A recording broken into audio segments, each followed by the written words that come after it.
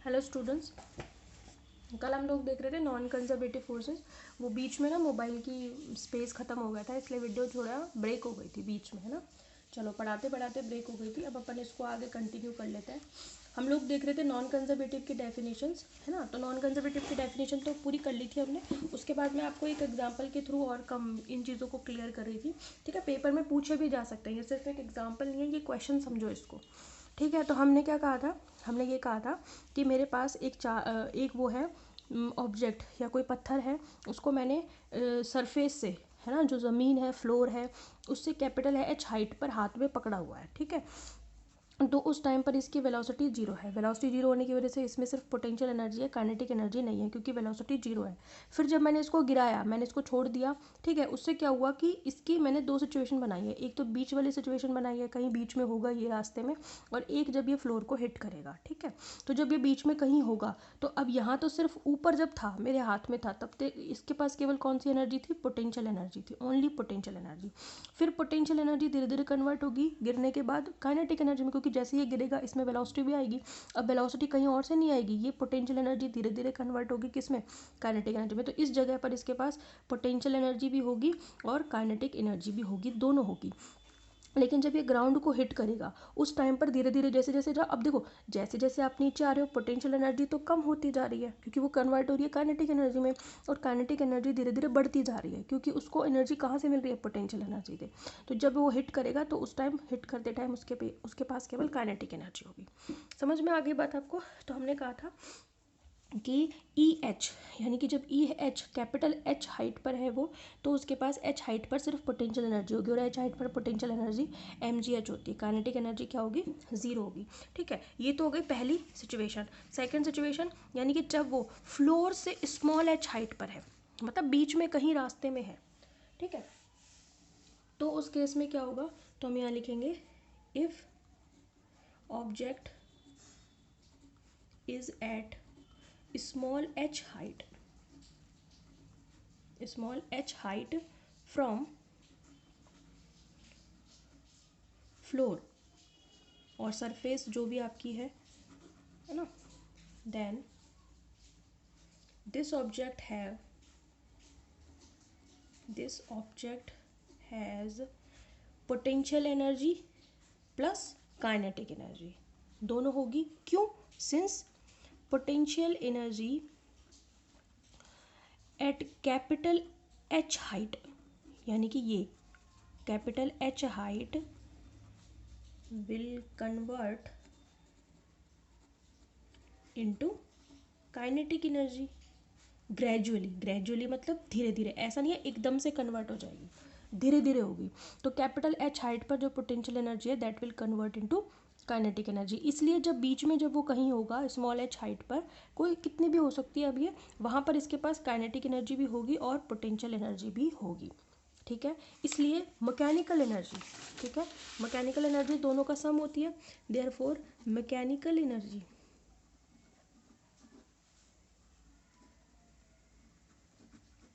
ई small H, अब यहाँ पे थी कि ई कैपिटल एच हाइट पर थी, इसलिए हमने उसको ई एच लिखा था। अब ये स्मॉल एच हाइट पर है, तो ये भी क्या होगी, potential energy plus kinetic energy, है ना, potential energy plus kinetic energy. Potential energy कितनी होगी स्मॉल एच हाइट पर, एम जी स्मॉल एच होगी, यहाँ पे कैपिटल एच थी तो हमने एम जी कैपिटल एच लिखा था। अब कितनी होगी, M G small H plus kinetic energy half M V square होती है। अब यहाँ पे आपने वेलोसिटी कितनी बताई है, वी एच, ठीक है, तो कितनी हो जाएगी, half M V H square हो जाएगी ऑब्वियसली। ठीक है, तो ये हो गई मेरे पास समीकरण नंबर 1 और ये हो गई मेरे पास समीकरण नंबर 2। समझ में आ गई। अब आ जाओ तीसरी सिचुएशन पर, जब वो फ्लोर को हिट करेगी। जब वो फ्लोर को हिट करेगी तो उस कंडीशन में हिट करते टाइम सारी की सारी पोटेंशियल एनर्जी कन्वर्ट हो जाएगी काइनेटिक एनर्जी में, तो अब उसके पास सिर्फ और सिर्फ काइनेटिक एनर्जी होगी।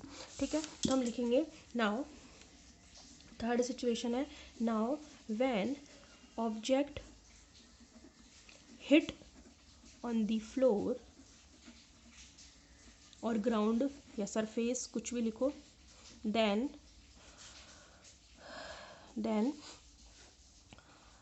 all potential energy, all या whole लिखो तो बेटर है, whole potential energy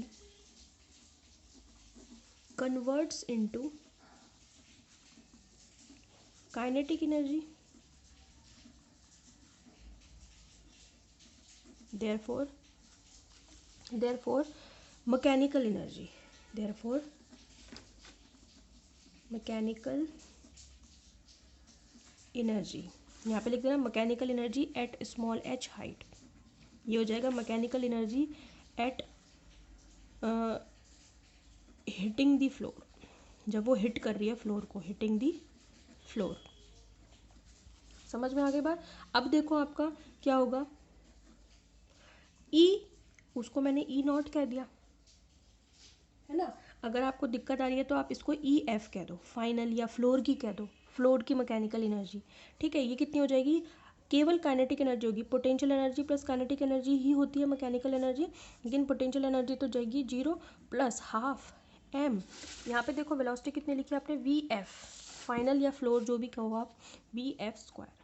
ठीक है, तो ई एफ जो आती है वो क्या आएगी, half M V F square, यहाँ पे लिखोगे आप since potential energy is equal to 0।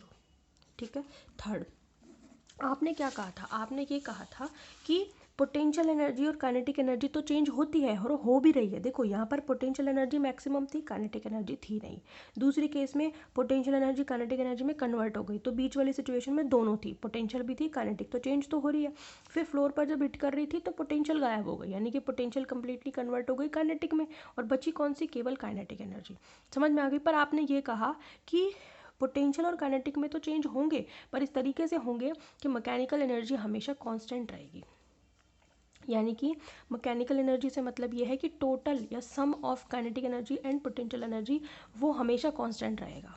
समझ में आ गई बात आपको, यानी कि काइनेटिक प्लस पोटेंशियल, यानी कि ये जो मैकेनिकल एनर्जी है ई एच यहाँ की, वो इसके बराबर होगी, होगी कि नहीं होगी, और ये टोटल एनर्जी जो है वो इसके बराबर भी होगी। मेरी बात समझ में आ रही है आपको, यानी कि यहाँ पर इक्वेशन 1 में जो एनर्जी है वो सेकंड सिचुएशन के बराबर होगी, और इक्वेशन 1 में जो एनर्जी है वो थर्ड के भी बराबर होगी। ये वाली बात सही है।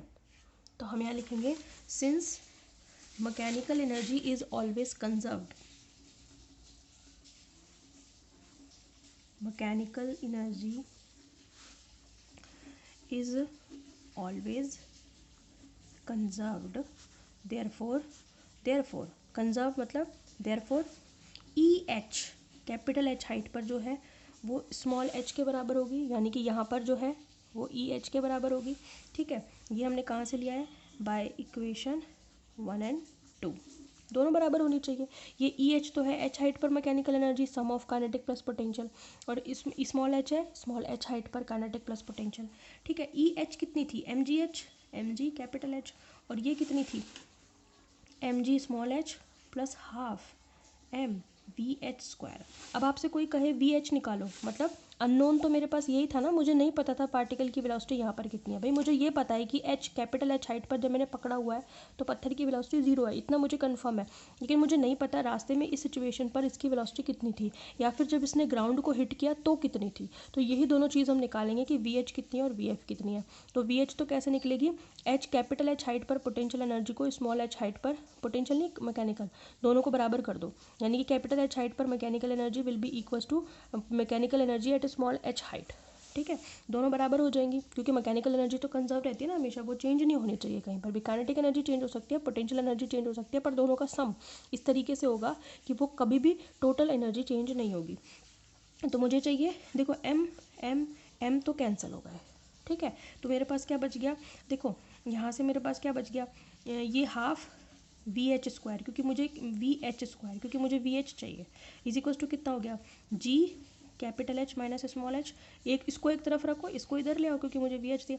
अब मेरे को क्या मिल जाएगी इससे, वी एच कितनी मिल जाएगी, 2 इधर ले आओ, 2 G capital H minus small H, और इसका अंडर रूट, क्योंकि मैंने इसका स्क्वायर हटा दिया।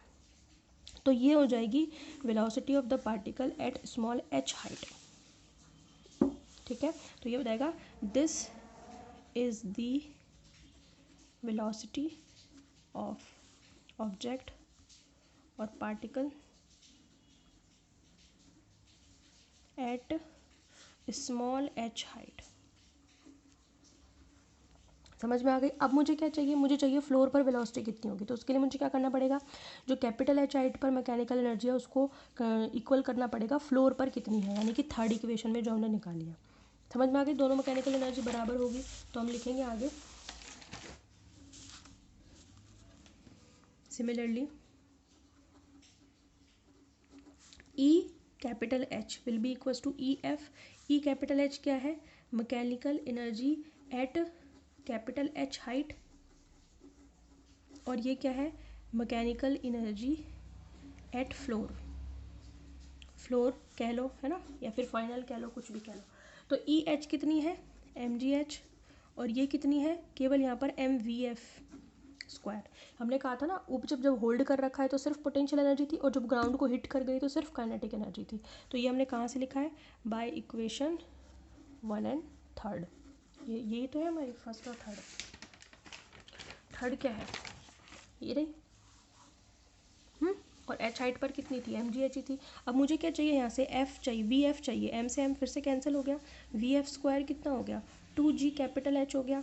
तो वी एफ कितना निकल करके आएगा, √2gh। मेरी बात समझ में आ गई आपको। तो ये क्या है आपके पास, फ्लोर पर जब ऑब्जेक्ट या पार्टिकल हिट करेगा तो उस टाइम पर उसकी वेलोसिटी। तो ये क्या करेंगे, नंबर डाल देते हैं अपन इसको। देखो ये तो आई है जब वो बीच में है कहीं, ठीक है, यानी कि ये मेरे पास हो गई इक्वेशन नंबर कितनी, 3 के बाद 4, और ये कितनी है, 5। तो ये किसको बताती है, this is the velocity of particle, velocity of particle at hitting the floor, यानी कि फ्लोर को हिट करते टाइम पार्टिकल की वेलोसिटी इतनी होगी। समझ में आ गई।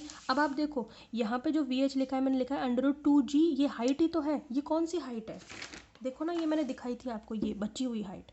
क्योंकि जब पार्टिकल इस कैपिटल एच हाइट को कवर करेगा, मतलब धीरे धीरे जब नीचे आएगा, तो यहाँ पर उसने कितनी डिस्टेंस कवर की, कैपिटल एच मैंने स्मॉल एच ही तो कवर की, इतनी तो कवर की भाई। तो इतनी आ रही है देखो यहाँ पे, कैपिटल एच मैंने स्मॉल एच। जब वो फ्लोर को हिट कर गया, जब वो फ्लोर को नीचे हिट कर गया, तो उसने कितने डिस्टेंस कवर कर ली, कैपिटल एच कर ली, इसलिए यहाँ पर कैपिटल एच आया।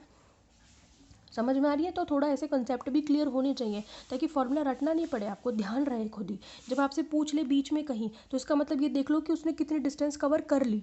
तो उसने कितनी कवर कर ली, capital H minus small H, ठीक है। तो आप ये फॉर्मूला लगा दोगे, ठीक है। अब इस पे क्वेश्चन बन सकता है कि एक पार्टिकल है, वो 20 मीटर की डिस्टेंस पर है, सपोज करो, ठीक है। उसके बाद क्या हुआ कि पार्टिकल जो है बीच में उसने 10 मीटर की डिस्टेंस तय करी, तो उसकी वेलोसिटी बताओ। जब पार्टिकल ने 20 मीटर की डिस्टेंस कवर करी तो बताओ, 10 मीटर की करी, इसका मतलब बीच में कहीं होगा।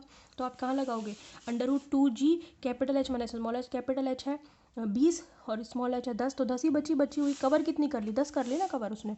तो 2 पता है आपको, जी पता है आपको, 9.8 रखोगे, उसको रखोगे, अंडर करोगे, कैलकुलेट करोगे, वी एच आ जाएगी।